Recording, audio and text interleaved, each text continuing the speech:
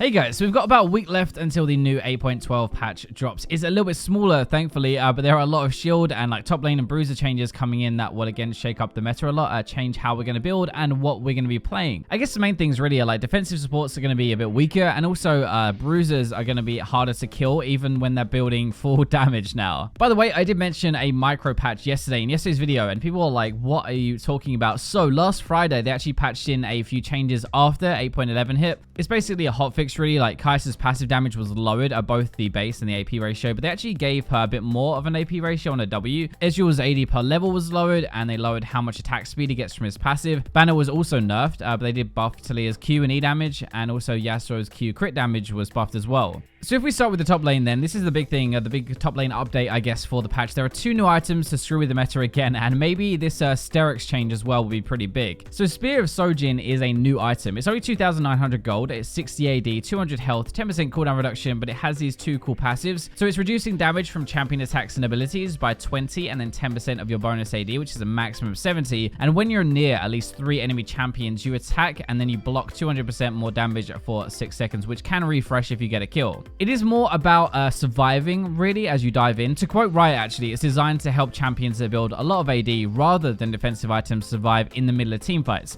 They even say a lot of champions can burst an enemy when they have that build, but they have to sacrifice their life to do it. So basically, how I read this is they're saying if an Irelia can jump in, burst an enemy AD carry, she should get a little bit more help to survive after doing it. Surely, if you dive in balls deep and you've built full damage to be able to burst somebody, then the whole point is that like you have to actually die afterwards a little bit easier, right? Like that's the trade-off. Either way, stats are good on this. You can get it a lot earlier into the game, and I mean it's quite cheap actually. It's cheaper than a Sterix. Reducing damage per auto or per ability is a pretty dumb mechanic. It's actually a lot like we have bone plating, which nobody really likes. So that is going to make it pretty awkward to get them down. The worst part is obviously when they trigger the passive in a team fight, but it's not just that on its own. You combine that with other reduction items like a Ninja Tabby or just a lot of health actually, and I feel like they're going to be surviving a lot longer. Moving into the Sterix gauge one though, this is a bit different. So they've removed the 50% base AD, but they're now actually giving you that percentage as bonus AD instead. So this kills the interaction with Trinity Force. It's the whole point really. You know how everybody goes Trinity and Sterix, the base AD made Sheen hurt a lot more, but now that won't be happening. You still get the AD,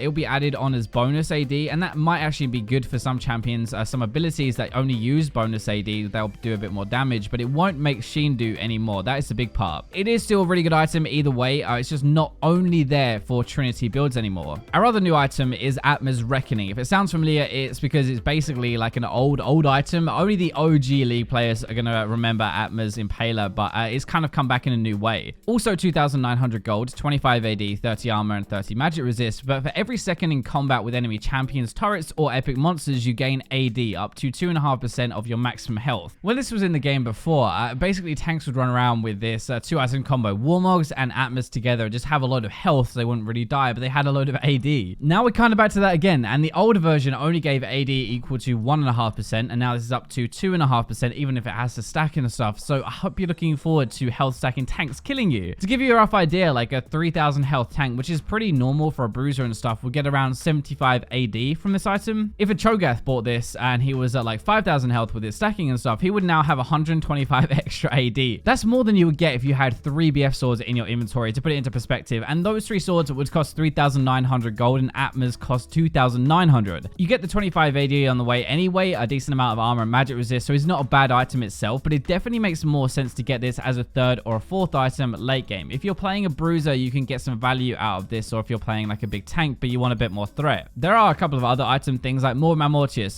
The lifeline shield duration has been increased from 3 to 5 seconds. It's trying to make bruisers survive a little bit longer. Same thing as before, really, like a Fiora or an Irelia or whatever who wants to do a bit more damage but doesn't really want to build a Visage. The shield value is the same, it just lasts a little bit longer. Honestly, it won't make a ton of difference, but it will obviously be better. Ravenous Hydra and Titanic Hydra are getting a nerf though, 250 gold cheaper but 10 less AD. They said the reason they want to nerf these is just because of the other items being introduced this patch, because they now have more later game options for bruisers. They don't need to be as strong on their own like for the Hydra, so it's still good, just a bit weaker of a spike when you actually complete them. So shield changes could be one of the biggest meta shifts actually for bot lane here, as if the new changes weren't weird enough to adapt to already with the item stuff, AD carries will not be having as much protection anymore. A lot of the main shields in the game are getting nerfs, right? We're talking about a shield cutting mechanic, but it looks like instead they just fancy flat nerf nerfing them. So Janna, for example, her E shield duration changed from 5 seconds to decays over 5 seconds. It might not seem like a lot because it's still there for 5, but decaying will make a big difference to how good it actually is, and especially when you get into game and you see it. Main thing being you'll only get full value of that shield if you shield as the damage flies in, and immediately that hits the shield. Right now, you just put it onto somebody and it's there for 5 seconds. It doesn't matter when they get hit, but now if you end up blocking damage 4 seconds after you put the shield on, it won't be blocking anywhere near as much. It's basically putting some thought and skill into shield timing and more counterplay as well. You can just wait a few seconds before using your damage. Lulu is a little bit harsher though.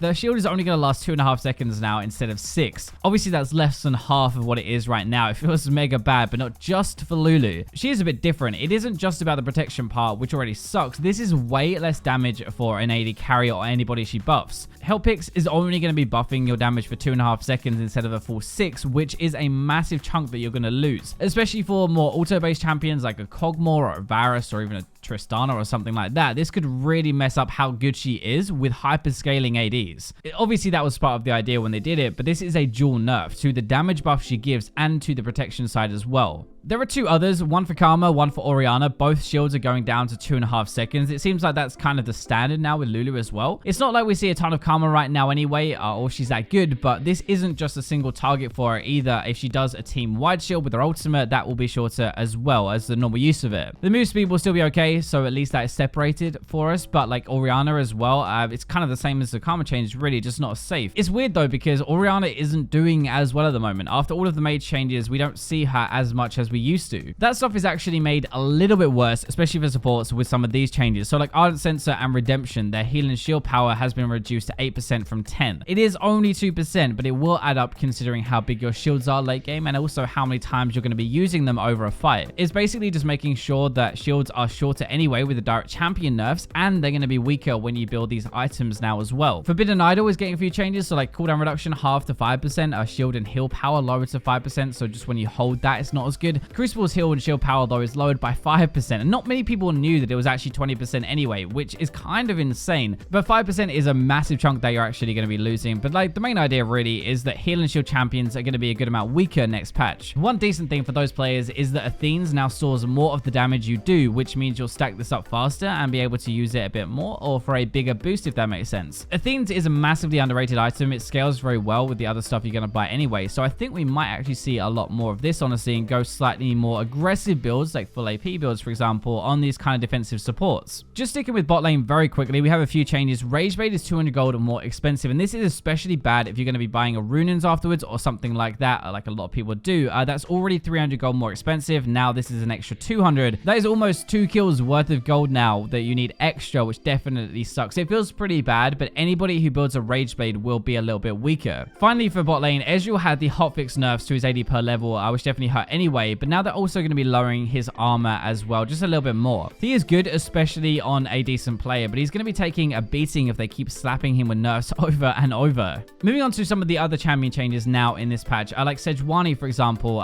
is really geared towards full AP again. If we don't see some mid lane Sejuani after this, I will genuinely be a little bit disappointed. Somebody please make it happen. Honestly, this is just what they did to Zac and also to Shyvana as well. It's weird, but they want to make these tanks be viable because they do a bit more damage rather than just being like a never dying frontliner, if that makes sense. I also really like these Kindred changes actually. Giving them more attack speed per level will make their mid game a lot better, and hopefully this is the push they actually need to be meta again. Kindred has had a lot of changes recently to try and bring them back really into the game. The new jungle changes made it a bit harder to stack though because everybody is fighting over Crab now. If Riot keep giving them more damage and just more buffs and stuff, then eventually they will pop off. They have a really good kit and a lot of damage in there. More Lee Sin buffs as well are going to hit in 8.12. We had some regen stuff for energy last patch, but I guess it didn't really help enough to make him a lot better again because we now have these. I really think if the meta was like a year or two ago, everybody would be playing Lee Sin right now. This is exactly what he wants. Early game fights, more ganks, more snowball. We're giving him a bit more utility and shielding with his W, the ability to make plays, I guess, and and defensive wise as well, but more E damage for his ganks, then really the meta is perfect for him. But there just are other champions, more simple champions that can out-duel him now after all of the nerfs he's had. Finally, there's some Taliyah stuff. Just a Reaver from the micro patch buff that they gave her. Her damage versus champions will be down a little bit, but it should still be fine. This is something they patched in to make her a little bit better, and they kind of tipped her over the edge. The last thing we want to look at today is a rune change. So to celerity, move speed has been halved from 3% to 1.5%. But to kind of compensate for that, the AD that you get has been doubled from 4.8% to 9.6%, and the AP has been doubled from 8 to 16%. This could actually be really good, and especially on some champions that have some kind of synergy with it. So like a Sivir's ultimate, for example, giving her move speed, which then feeds into more AD now. They did halve the move speed, obviously, but later once you have more anyway, gaining double the amount of AD or AP should make that even better. In theory, it kind of turns it into more of a scaling rune, just a little bit more. It seems a bit weird though, because honestly, like every AD carry takes this and Gathering Storm, right? It's the most common pair together, so both runes will be centered on scaling a lot. That is going to wrap up how 8.12 looks right now. Thank you guys for watching. Let me know your favorite change down in the comment section, but for now, I will leave you with the robots.